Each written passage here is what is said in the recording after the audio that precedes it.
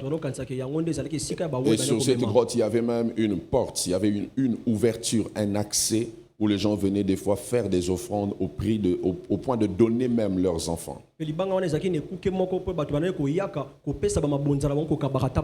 c'est quand Jésus est en train de parler en disant « Je bâtirai mon église », les portes du séjour des morts ne prévaudront point contre elle. Il parlait directement d'abord à cette grotte-là où les gens faisaient des sacrifices. Et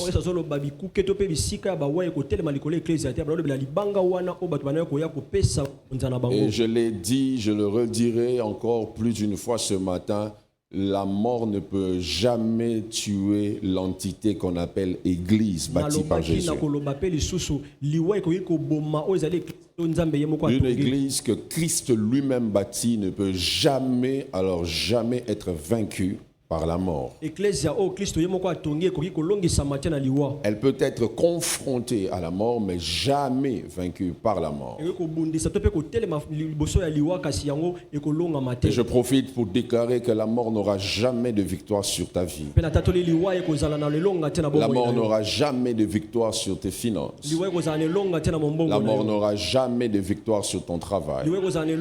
Car tu es dans une entité où on a vaincu par ce que Christ a fait la mort. Est-ce que je parle à quelqu'un ce matin? Et puisque Christ parle du séjour des morts, il ne s'arrête pas que là, il évoque un concept de plus. Il parle des portes du séjour des morts. Ça veut dire qu'il existe des points d'accès sur le séjour des vivants qui connecte au séjour des morts. Il existe des points de contact sur terre. Il y a des choses que l'homme peut faire qui ouvrent la porte à la mort dans sa vie. Il y a des gens qui causent, faites attention. Il y a des choses que l'homme peut faire sur terre qui permettent à la mort d'avoir accès à sa vie. Ainsi, derrière toute mort, il ne faut pas toujours dire l'Éternel a donné, l'Éternel a repris. Il y a de ces reprises qui ne viennent pas de Dieu. Il y a de ces personnes qui quittent la terre non pas parce que Dieu les a reprises. Oui, vas-y. Mais parce que les portes, ou soit l'une des portes du séjour des morts, s'est ouverte au devant d'elle. Et j'ai parlé de 3 portes pratiquement pendant la semaine, où il y a une forte connexion entre le monde des vivants et le monde des morts. J'ai parlé premièrement des hôpitaux. Les hôpitaux sont des lieux où il y a de fortes transactions entre les vivants et les morts. C'est là où les hommes donnent leur premier souffle. Et c'est des fois même l'endroit où plusieurs donnent leur dernier souffle. Ce sont des lieux où il y a forte connexion entre le monde des vivants et le monde des morts. J'ai aussi parlé d'une autre porte qui donne accès au séjour des morts, que j'ai appelé les êtres humains. Il existe des hommes qui peuvent ouvrir la porte de la mort sur votre vie.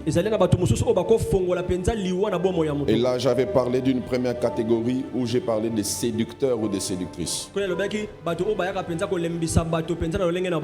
Plusieurs, à force d'avoir cédé à la séduction, à la pression sexuelle, se sont retrouvés face à un écourtement de leur durée de vie.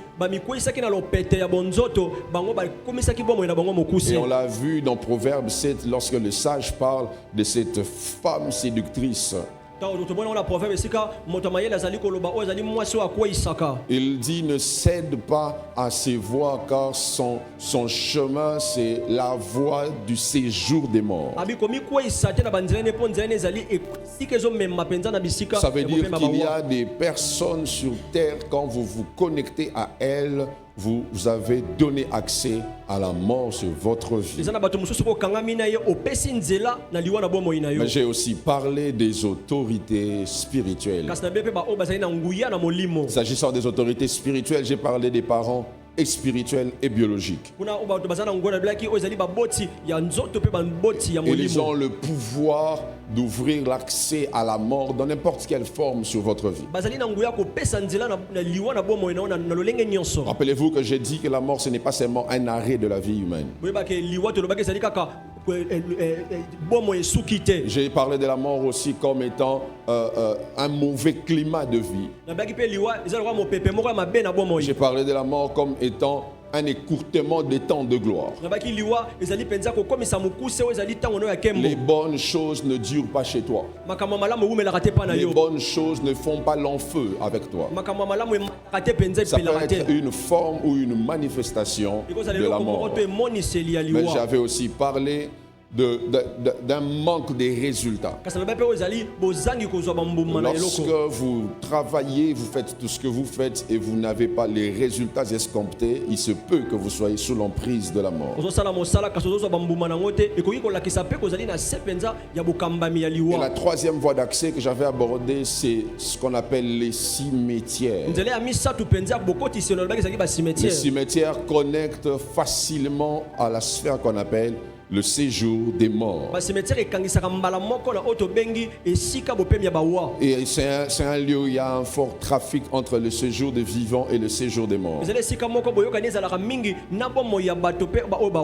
J'ai récemment vu, je crois que c'était les chefs coutumiers de toutes les provinces qui s'étaient rassemblés et ils sont allés prier au cimetière de la Gombe. Je ne sais même pas si je dois appeler ça prière, mais ils sont allés faire ce qu'ils étaient allés faire. Ils sont allés se connecter aux morts. Les vivants croient qu'il y a une force qui peut venir dans leur vie en se connectant aux morts. Voilà pourquoi nous avons cet avantage d'avoir la connexion avec un Dieu qui est mort, mais bien plus ressuscité. Et on l'a vu en parlant de cet homme, le fou de Gadara, qui prenait plaisir à vivre dans les cimetières. Et j'aimerais rapidement parler d'une quatrième porte et ensuite je vais finir mon message de ce matin. La quatrième porte que je peux vous donner qui connecte au séjour des morts, c'est ce qu'on appelle les mers ou les eaux. Mes frères et sœurs, les eaux sont des entités, si je dois appeler ça comme ça, spirituelles qui peuvent vous connecter aux morts. Ce que vous voyez quand vous voyez un fleuve, quand vous voyez un lac, ce n'est pas tout ce qu'il y a dans ce genre de sphères. Et on considère même qu'il existe 12 portes où il y a des fortes fréquences électromagnétiques dans les eaux. Ça veut dire qu'il y a une réalité qui se passe dans les eaux, dans les mers. Ceux qui me connaissent savent que je crains beaucoup de voyager par bateau que par avion. Parce que la mer est l'une des sphères où il y a un fort trafic entre le monde des vivants et le monde des morts. En dessous de la mer, il y a des entités spirituelles qui fonctionnent et qui vivent là-bas. Et ce ne sont pas toujours des entités démoniaques. Parce que dès le commencement, l'Esprit de Dieu se mouvait sur les eaux. L'Esprit de Dieu était présent sur les eaux. Ça veut dire qu'il y a une vie dans les sphères d'en bas, là-bas. Et quand vous lisez même la Bible dans Apocalypse chapitre 16, le verset 5. La Bible déclare ceci. Et j'entendis l'ange des eaux qui disait: tu es juste. Jean entend un ange des eaux. Donc pour dire que dans les eaux, il n'y a pas que les démons. Il n'y a pas que le Léviathan. Il y a aussi des entités de Dieu qui sont dans les eaux. Voilà pourquoi quand vous lisez l'histoire de Jonas, vous vous rendrez compte que Jonas était mort. Vous lisez ça dans Jonas chapitre 2. Jonas était totalement mort. Mais pendant que les entités démoniaques qui étaient dans les eaux voulaient récupérer son corps, j'allais dire un esprit de Dieu, mais un esprit venant de Dieu dans les eaux a préservé le corps de Jonas en le faisant avaler par un poisson pour qu'il ne soit pas détruit.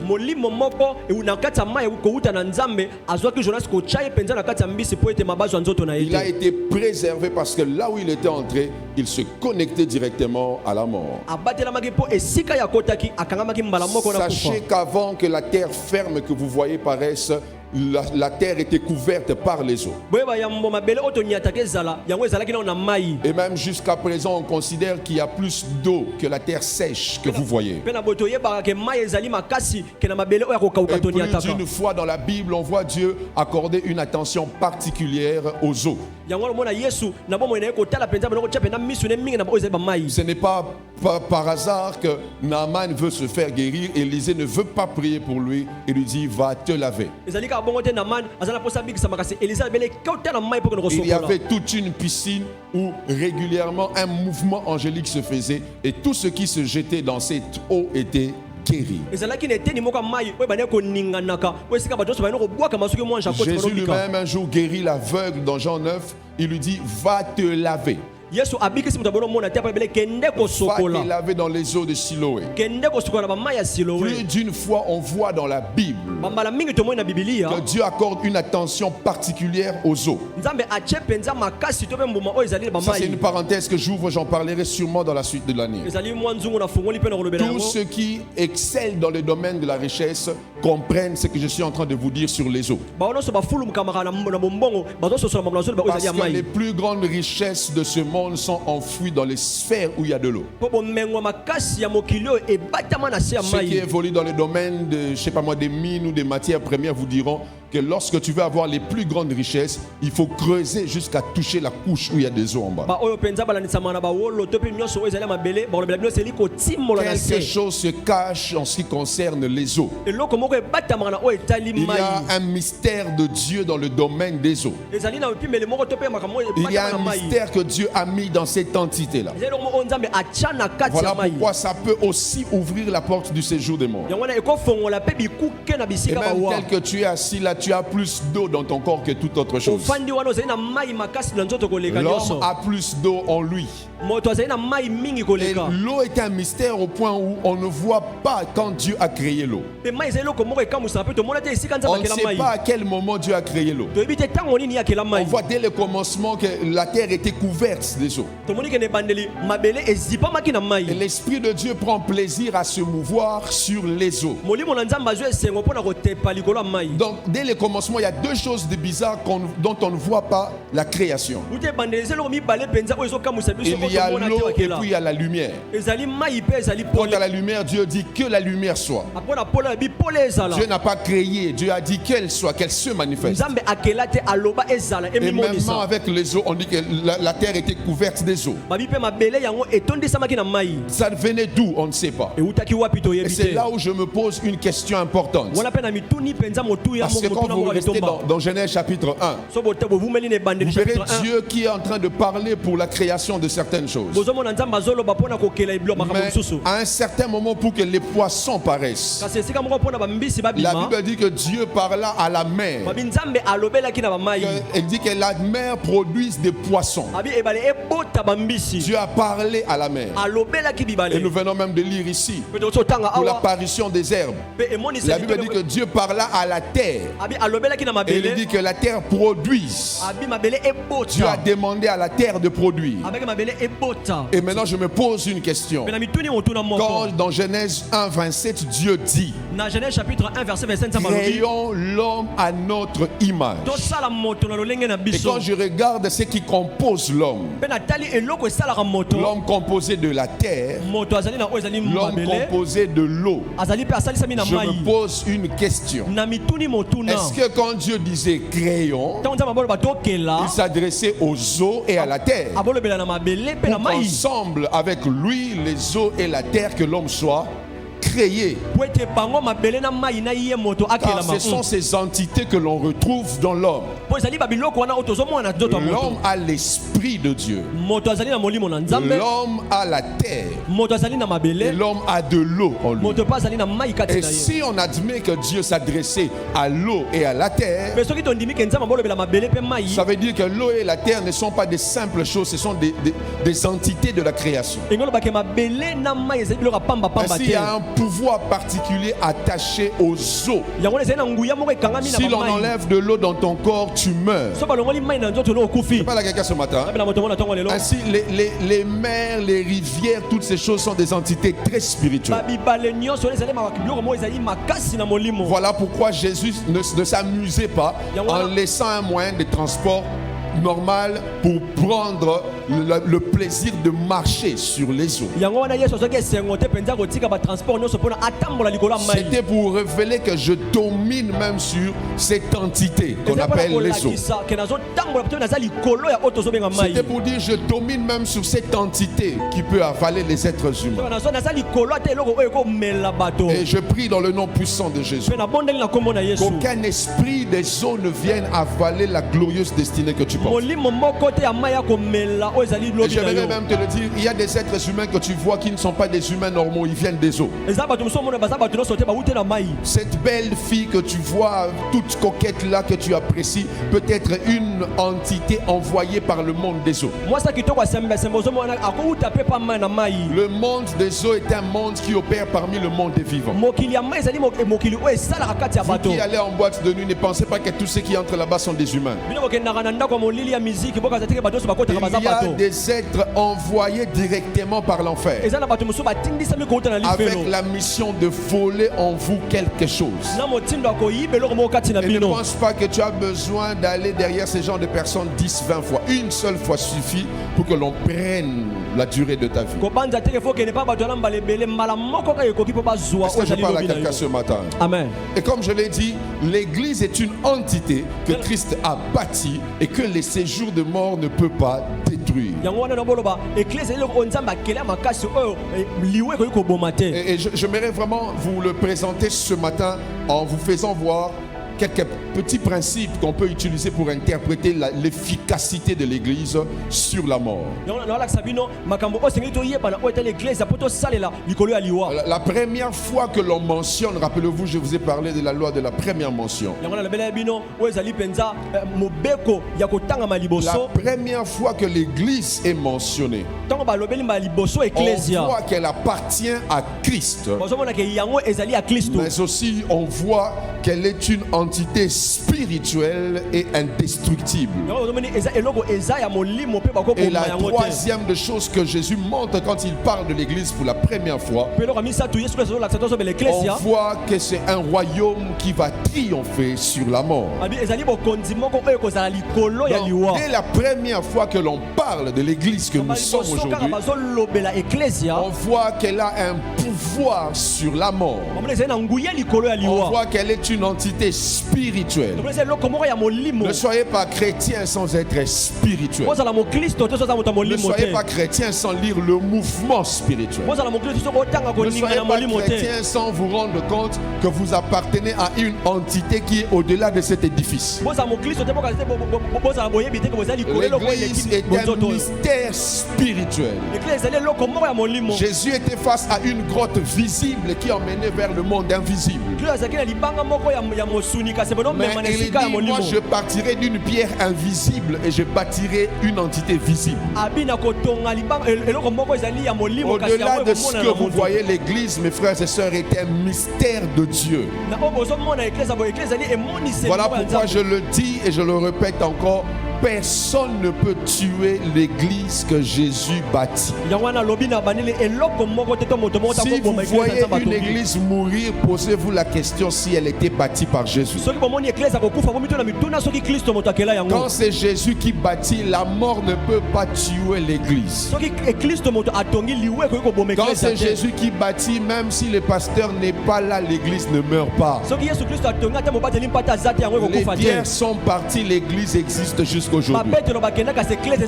Les gens sont partis, mais l'église existe jusqu'aujourd'hui. Haïdi Nabala est parti, mais l'église de Jésus existe jusqu'aujourd'hui. L'église bâtie par Jésus ne peut pas mourir à cause des portes du séjour des morts. Et cette église dont je parle, c'est ta vie. Après cette vie sur terre, quand tu quittes la terre en tant qu'enfant de Dieu, tu ne meurs pas. Tu vas dans un lieu où tu auras la vie éternelle. Donc Jésus révèle que ce qu'il veut bâtir aura le pouvoir sur la mort. Mais en théologie, on ne s'arrête pas qu'à parler de la première mention. Il y a ce qu'on appelle aussi la mention continue. Comment Dieu a élargi l'idée d'un concept dans la suite des Écritures. Et c'est là qu'on voit la naissance de l'Église réellement dans Actes chapitre 2. Et dès sa naissance, la première des choses que l'on voit, ou qui fait même naître l'Église, c'est la descente du Saint-Esprit. On voit l'Esprit descendre, et on voit les croyants être unis comme un seul corps. On voit les fidèles être attachés et aimant tous Dieu. Et on voit l'église primitive qui est restée en vie malgré qu'on tuait les apôtres. Elle était fondée sur les enseignements. Elle était fondée sur un amour fraternel. Elle était fondée sur la fraction du pain. Elle était fondée sur les prières. Lorsqu'il y a ces quatre choses dans une église bâtie par Jésus, elle ne peut jamais mourir. Et on voit toujours dans l'évolution de la pensée de l'église l'apôtre Paul qui vient dans les épîtres pour mieux expliciter certaines choses. Il fait voir que si l'église est un corps, Christ en est la tête. Et nous sommes le corps. Mais Christ est la tête. En d'autres termes, c'est Jésus qui est le chef de l'église. C'est Jésus qui est le maître de son église. C'est Jésus qui dirige l'église. Celui qui occupe la position de direction. Mais on voit dans un troisième principe la mention finale. Quand on voit dans Apocalypse, on voit l'église maintenant être présentée comme l'épouse de Christ. La finalité de l'église, mes frères et sœurs, c'est d'avoir atteint la dimension de l'épouse. Atteindre la dimension de l'épouse, c'est atteindre cette dimension qui fera que lorsque Christ viendra, qu'il trouve que tu as de l'huile dans ta lampe comme les 5 femmes sages. Et je l'ai dit, je le reprends, la mort ne peut pas avoir le dessus sur l'église. Et j'aimerais vous donner ce matin une seule loi spirituelle qui ne donne pas à la mort la victoire sur l'église. Cette loi s'appelle la loi de la substitution. Quelqu'un dit avec moi la substitution. La substitution, c'est simplement le fait de remplacer une chose par une autre. Quand on dit substitution, ça veut dire que quelque chose d'autre prend la place d'une autre chose. Et chaque fois que tu seras confronté à la mort, n'oublie jamais qu'il y a quelqu'un qui s'est substitué, qui est mort à ta place. Chaque fois que tu verras la mort venir vers toi, sache que quelqu'un est déjà mort pour que tu ne meurs pas. Et c'était le principe lorsque l'ange de la mort devait passer en Égypte. La Bible déclare dans Exode 12, Dieu dit à Moïse, dans chaque maison d'enfants d'Israël, vous allez faire quelque chose. Vous allez tuer l'agneau. Et dans chaque maison, vous allez consommer l'agneau. Et vous le consommerez en famille. Et il dit, après avoir consommé l'agneau, vous devez mettre une preuve qui montre que chez vous, on avait tué l'agneau. Et cette preuve, c'était le sang sur le linteau. Il fallait prendre le sang de l'agneau et le mettre sur le linteau. Et le présenter au devant de la maison. De sorte que lorsque la mort serait en train de passer, partout où la mort allait voir le sang, qu'on ne puisse pas tuer. En d'autres termes, l'esprit de la mort qui avait circulé ce jour-là ne pouvait pas tuer partout où on avait déjà tué.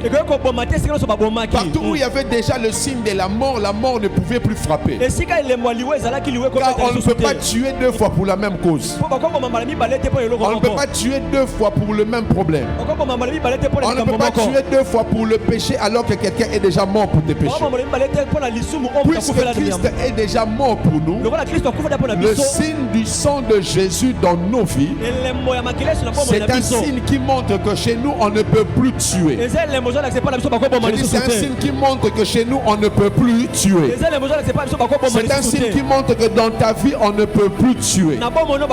C'est un signe qui montre qu'en toi on ne peut plus rien prendre. J'ai une bonne nouvelle à t'annoncer ce matin. Chaque fois que tu verras la mort venir vers toi, présente à la mort que tu portes déjà le sang d'un mort. Je dis présente à la mort que tu portes déjà le sang d'un mort. Et ce n'est pas n'importe quelle mort. La Bible précise que ça devait être un agneau sans défaut. Et celui qui est mort pour toi était juste. Il n'avait jamais péché. Il n'avait jamais péché. C'était le sang d'un juste qui était versé. C'était le sang d'un homme correct qu'on avait renversé. C'était le sang de quelqu'un qui n'avait jamais fauté qu'on avait versé. Voilà pourquoi la Bible déclare, car tous ont péché, sont privés de la gloire de Dieu. Et le salaire du péché, c'est la mort. Ça veut dire là où il y a péché, il faut qu'il y ait mort. Là où il y a péché, il faut que l'on tue. Là où il y a péché, il faut que l'on puisse abattre. J'aime ce qu'un homme a dit. Malheureusement, le diable a tué quelqu'un qui n'avait pas péché. Et Dieu étant juste, il a vu qu'on a tué quelqu'un qui n'a jamais péché. Donc automatiquement, le diable a brisé une loi spirituelle. Car la mort est un salaire pour celui qui pêche. Ça ne peut jamais être un salaire pour celui qui n'a jamais péché. Et comme Satan a tué celui qui n'a jamais péché, Dieu maintenant donne la vie à ceux qui avaient péché. Si un homme qui n'a jamais péché est mort, donc ceux qui ont péché maintenant peuvent aussi avoir la vie. Car Satan lui-même a commencé à briser la loi. J'aimerais dire à quelqu'un, si le péché devait te tuer, il ne te tuera plus. Car puisque celui qui ne devait pas mourir est mort, celui qui devait mourir a le droit de vivre. Les portes du séjour des morts ne peuvent avoir le dessus sur toi. Je lève ma main et je déclare ce matin que la mort de Jésus soit substituée dans ta vie, afin que les autels qui réclament ta mort puissent tomber. Voilà pourquoi à la veille de sa mort, il n'a pas laissé qu'on le tue sur le bois de la croix. Il a décidé de donner sa vie avant qu'on le tue sur la croix. Il a dit, prenez, ceci c'est mon corps et ceci c'est mon sang, mangez et buvez. Christ a donné la vie avant qu'on puisse lui ôter la vie. Christ a transmis sa vie avant que l'on prenne sa vie. Jésus n'est pas mort quand on l'a poignardé à la croix. Jésus a donné sa vie quand il était avec les apôtres. Voilà pourquoi après avoir consommé cela, la Bible dit que leurs yeux s'ouvrirent. Leurs yeux s'ouvrirent. Et leurs yeux se sont ouverts à cause de ce qu'ils ont mangé. À cause de ce qu'ils venaient de recevoir. À cause du transfert de la vie. À cause de la substitution qui venait de se faire. Je lève ma main et je déclare ce matin que Christ prenne ta place dans les batailles de ta vie. L'Église de Dieu, les portes du séjour des morts ne peuvent prévaloir sur nous. J'aime ce que Gamaliel a dit au Sanhédrin. Si cette œuvre ne vient pas de Dieu, continuez à la combattre.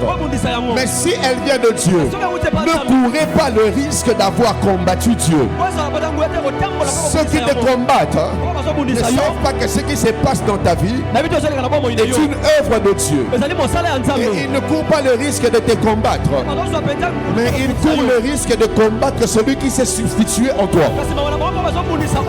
Je prie pour quelqu'un qui me donne un amen vivant ce matin. Que la mort de Christ à la croix puisse prendre ta place. Comme le meilleur de tes amens. Que la mort de Christ à la croix puisse prendre ta place. Que la mort de Christ à la croix prenne la place de ta pauvreté. Que la mort de Christ à la croix prenne la place de ta misère. Voilà pourquoi la Bible déclare: il ne sera donné à cette génération aucun autre signe que celui de Jonas. Car Jonas disparut pendant 3 jours dans le ventre du poisson. Et le signe de Jonas, c'est la mort qui a fait 3 jours dans le ventre d'un poisson. Et ce signe, c'est aussi Christ qui est mort. Il a fait 3 jours dans le sépulcre. Ensuite, il est sorti vivant. Il est ressuscité. Il est assis à la droite du Père. J'aimerais dire à quelqu'un: tu as l'avantage d'appartenir à un Christ qui était mort. Puisqu'il était mort, tu ne peux plus mourir. La Bible déclare que le testament entre en vigueur dès que l'on constate la mort du testateur.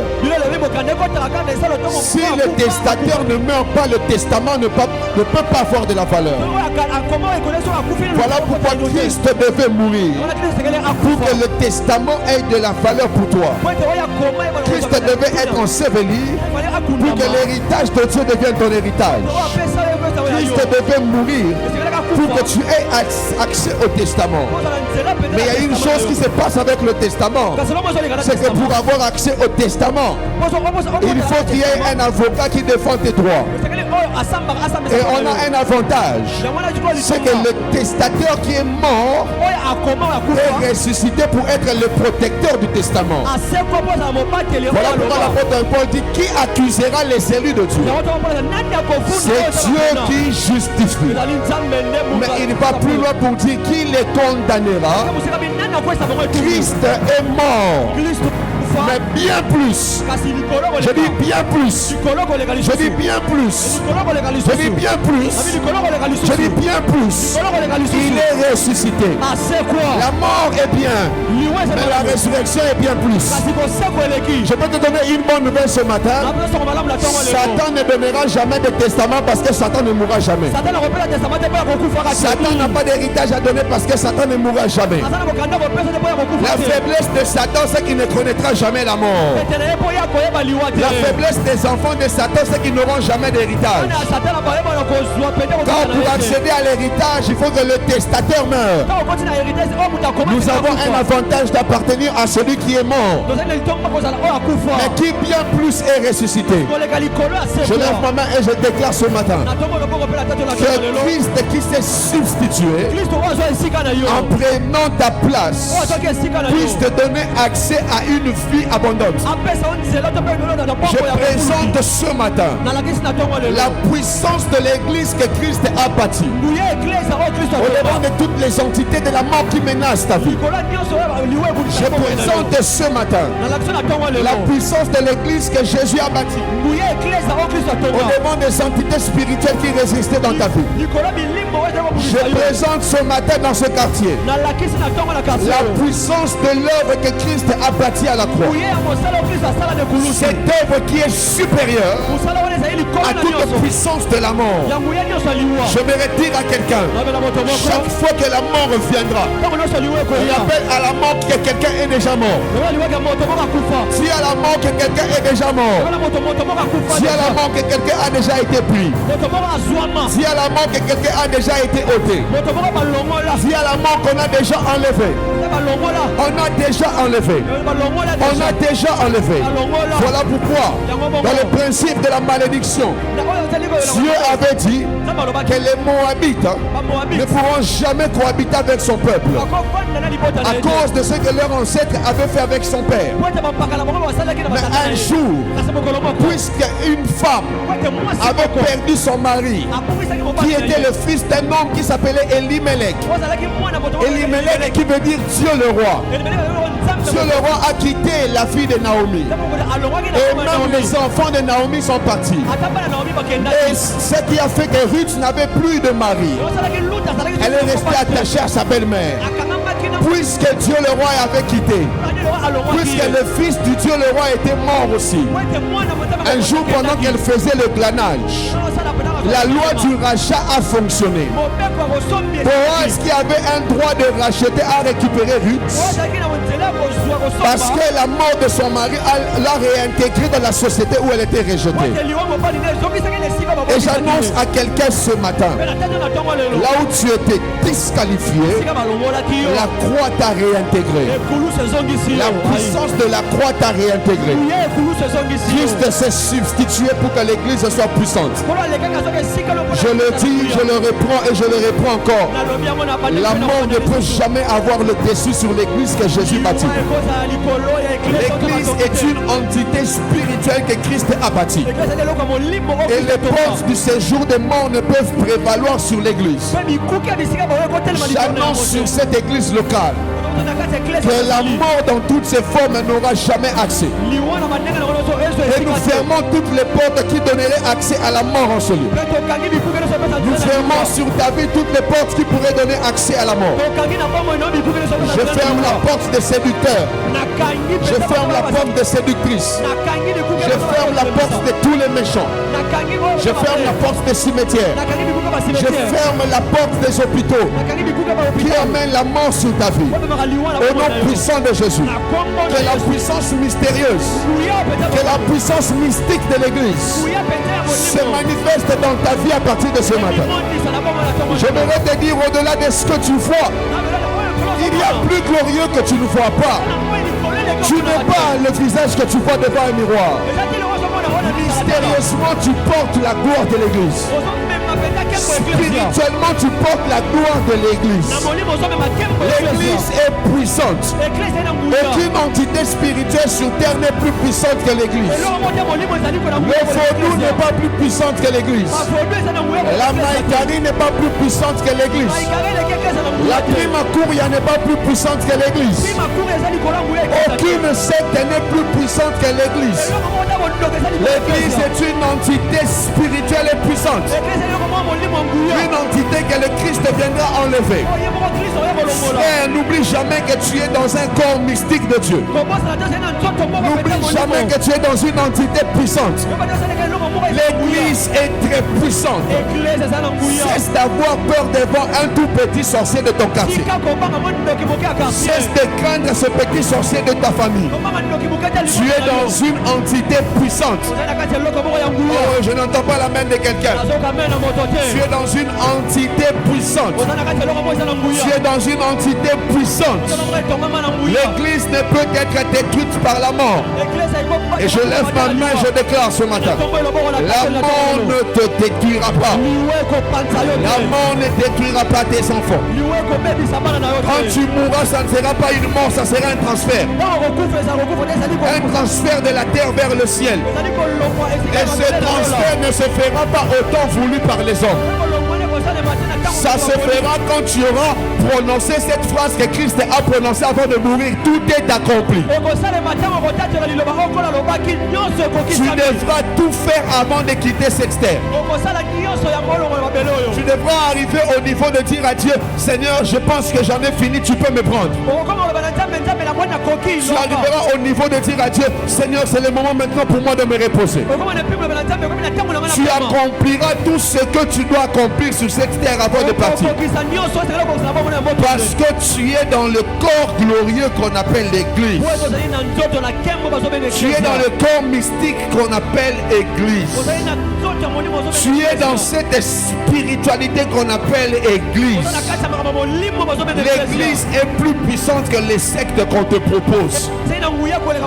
Le problème, c'est que tu penses que la puissance de l'Église s'arrête ici. Va la démontrer là où tu travailles. Va la démontrer dans ton bureau. Va paralyser les réseaux de Malgarie. Va paralyser les réseaux de la franc-maçonnerie là où tu bosses. Car tu es dans une entité puissante. Je sais de quoi je vous parle. Je sais de quoi je vous parle. Que Dieu enlève votre ignorance afin que vous voyez, comme le serviteur d'Élysée, que ceux qui sont avec vous sont plus nombreux que ceux qui sont contre. Ils sont plus nombreux que ceux qui sont contre vous. L'Église est puissante, mes frères. La mort d'un juste est puissante. La mort d'un juste a une force. La mort d'un juste a une capacité de changer toutes choses. Et je lève ma main, je déclare ce matin que Dieu illumine les yeux de ton cœur pour qu'à partir de ce jour, que tu commences à voir la puissance qui s'attache à l'Église de Jésus. La puissance attachée à l'Église de Jésus. Pas l'Église d'un pasteur, pas l'Église d'un apôtre, mais l'Église de Jésus. Elle est glorieuse, elle est puissante, elle est forte, elle brise les œuvres des ténèbres, elle brise les entités maléfiques, elle brise les forces du mal, elle gagne les batailles spirituelles. Et dans le nom de Jésus, par ce matin, avec le mandat, le mandat d'arrêter la puissance du séjour des morts. Ce matin, tu sors de ce lieu avec le mandat de paralyser la puissance de la mort. Si tu le crois, tu pousses des cris de joie à l'honneur de Jésus. Plus fort, plus fort, plus fort pour Jésus. Célèbre Jésus, célèbre Jésus. Est-ce que quelqu'un qui comprend ces choses peut célébrer Dieu pour cette appartenance? Celui qui sait qu'il appartient à Christ peut mieux le célébrer. Celui qui appartient à l'église de Jésus peut mieux célébrer Jésus. Que l'église fasse monter des cris de joie vers le roi.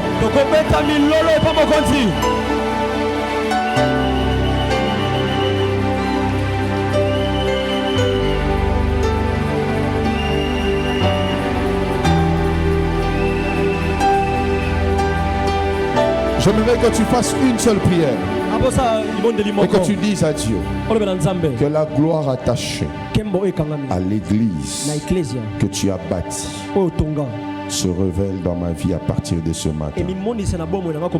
Commence à prier. Prie, prie. Je ne peux que le dire.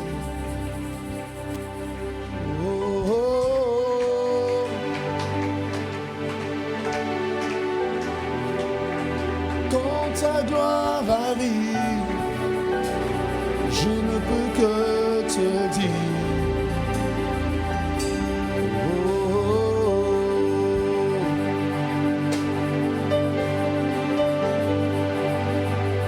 Quand la gloire descend, je ne peux que le dire. Est-ce que tu peux prier?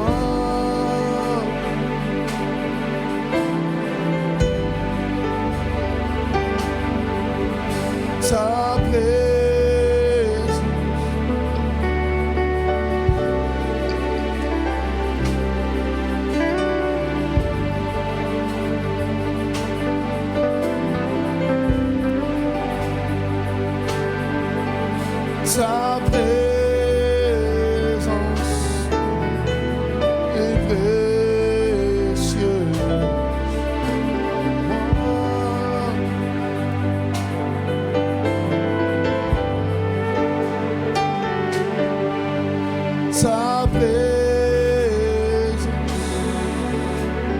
est précieuse.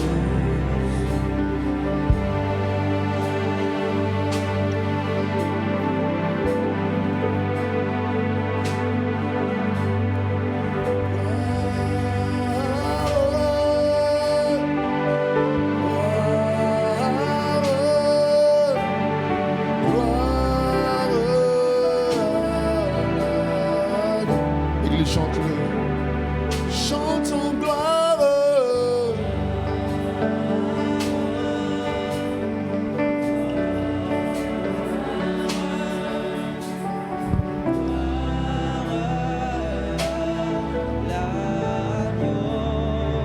Oh oui, chante en gloire.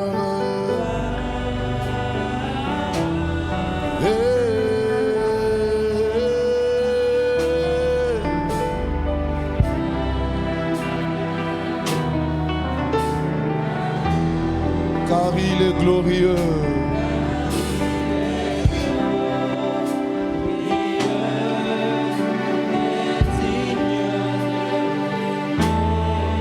L'agneau de Dieu.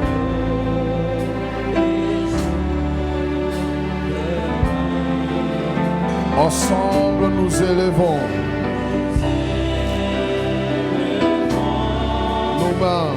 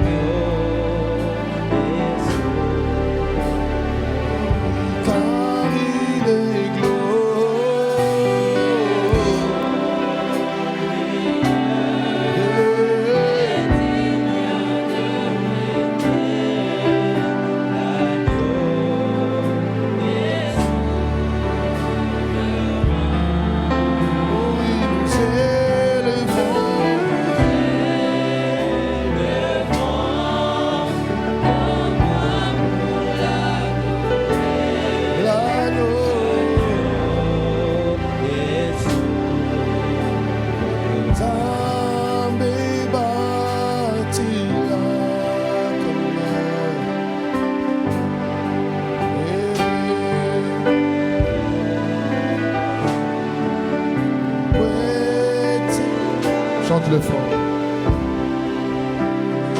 Yahweh.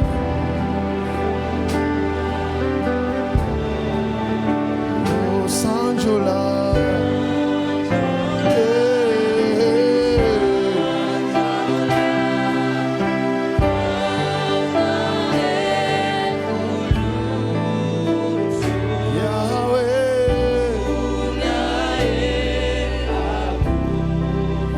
Oh,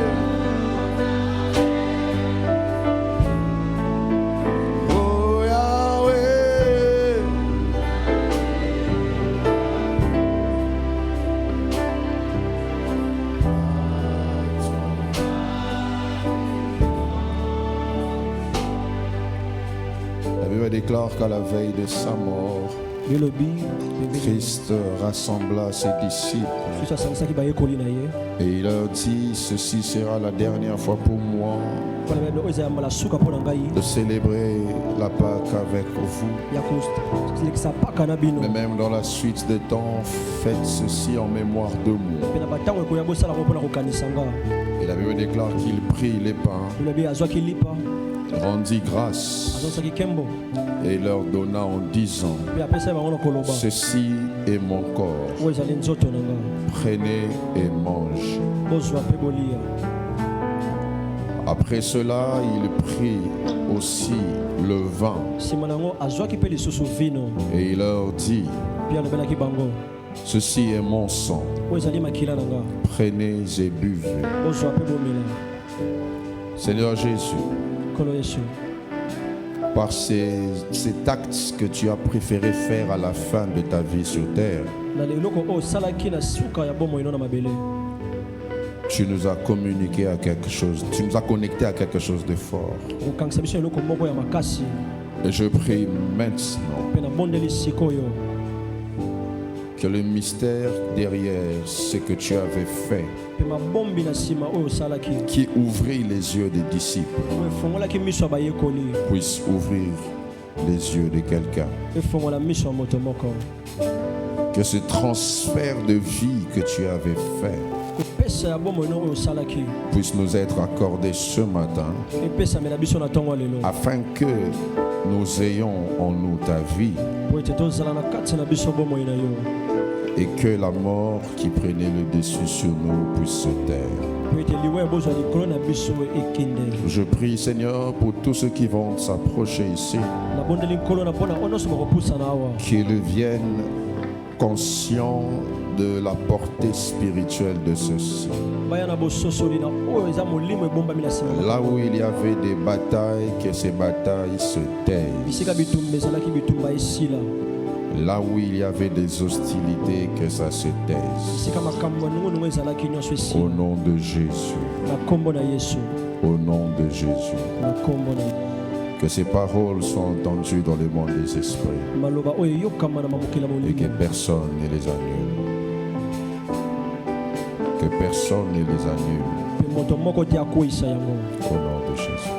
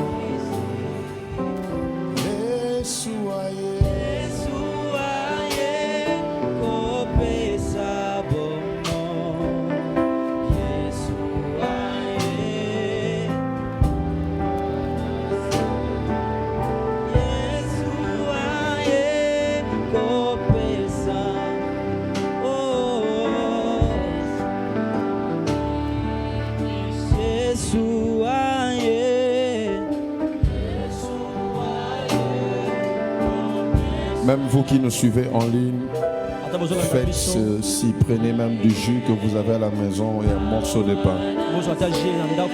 Et faites ceci.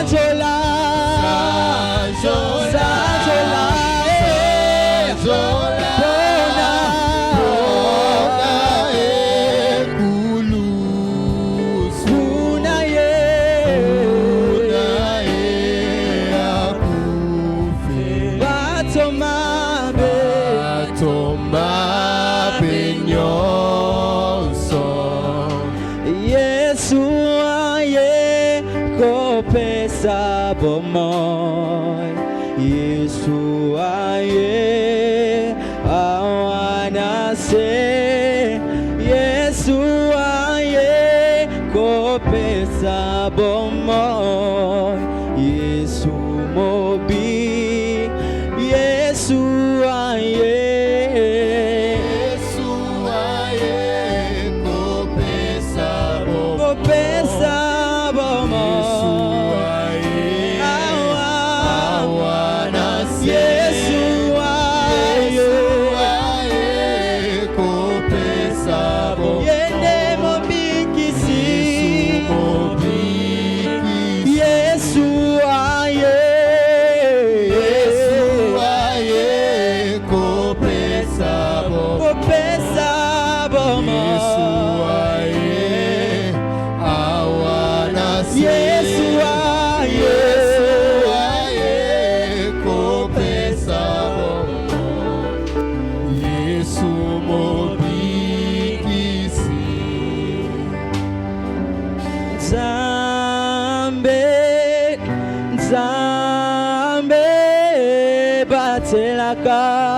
Banana yo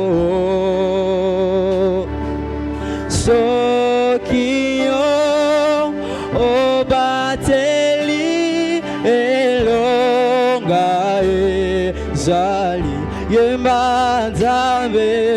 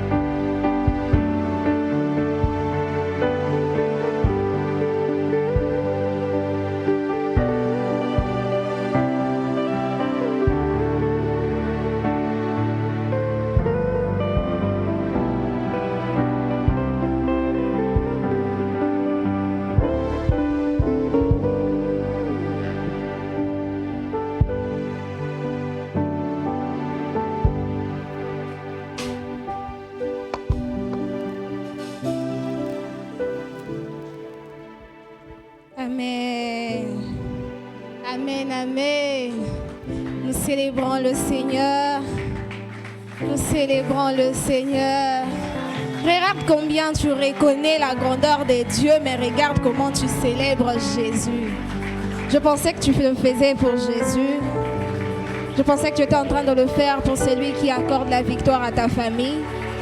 Je pensais que tu étais en train de le faire pour la personne qui a payé le prix à la croix pour toi. Je pensais que tu étais en train de le faire pour Jésus. Il s'agit de Jésus. Il ne s'agit pas du président de la République, il ne s'agit pas du pasteur, il ne s'agit pas d'un frère ou d'une sœur, mais il s'agit de Jésus. Acclame bien le Seigneur. Amen. Alléluia.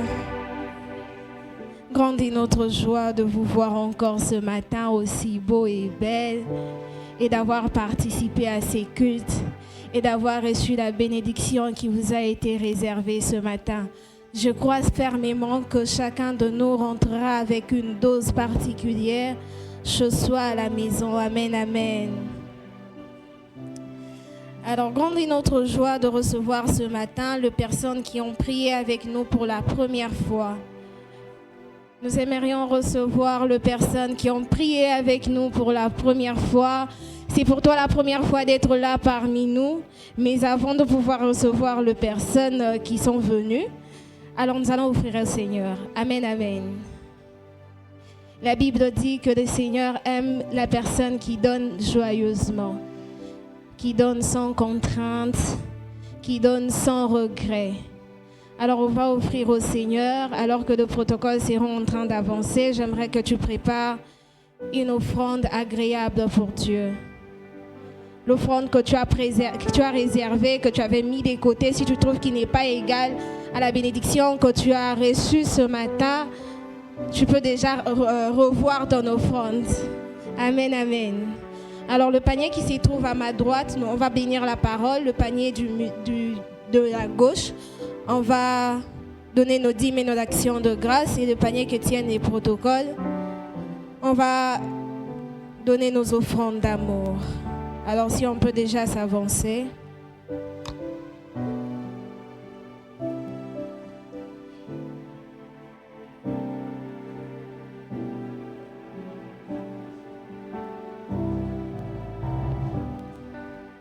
N'aie pas honte de venir offrir au Seigneur.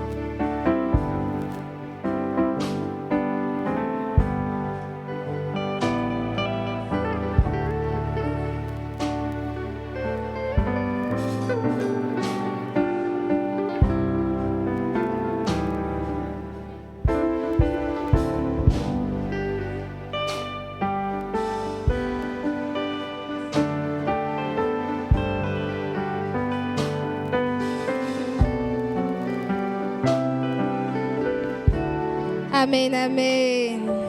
Alors comme je le disais, nous avons le privilège de recevoir les personnes qui sont venues prier au Centre de foi et Espérance de Gloire pour la première fois.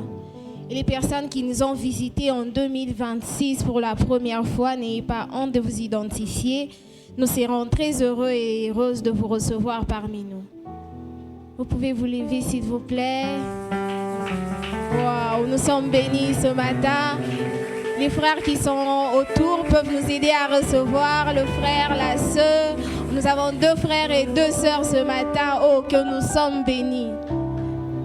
Heureusement, nous sommes à égalisation. Je pensais que les femmes allaient dépasser puisqu'il s'agit du mois de la femme, n'est-ce pas?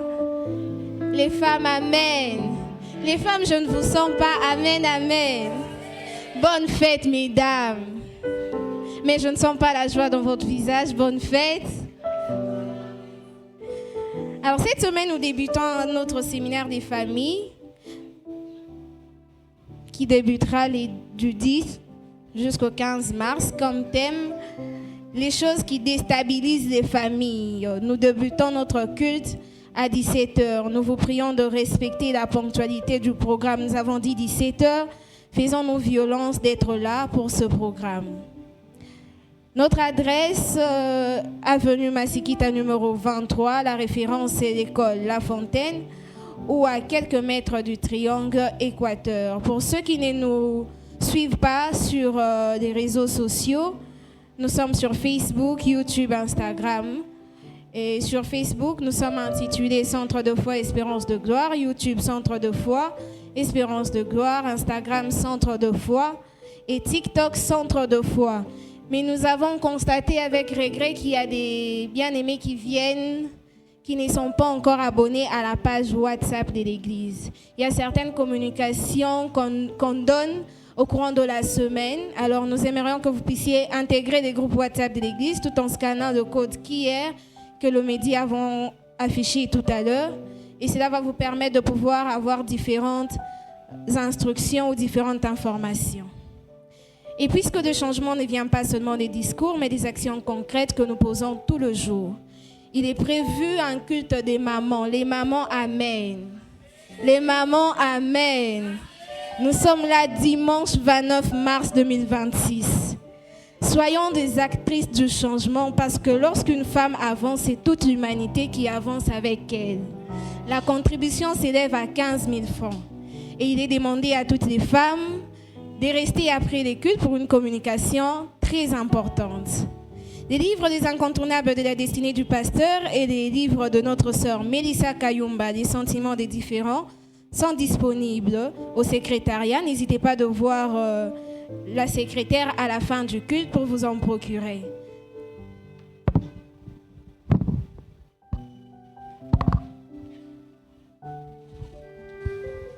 Amen. Donc, comme on l'a dit, à partir de mardi, ce mardi, nous aurons notre séminaire des familles. Veillons venir à ce programme, mais surtout participons en famille parce que ça concerne les familles. Ce genre de programmes nous font gagner du temps dans les entretiens pastoraux parce que la plupart des problèmes que vous avez sont des problèmes des familles. Et quand Dieu envoie un message comme ça résout du coup beaucoup des choses pour nous. Je vais récupérer les enveloppes que j'ai remises pendant la semaine. Si vous n'avez pas eu à remettre ces enveloppes que j'avais données par rapport aux offrandes concernant la préservation de nos familles, vous pouvez avancer. Je vais prier pour vous. Et si vous n'étiez pas là la semaine, vous voulez le faire ce matin, levez la main, les protocoles vont vous donner une enveloppe. Rapidement, s'il vous plaît.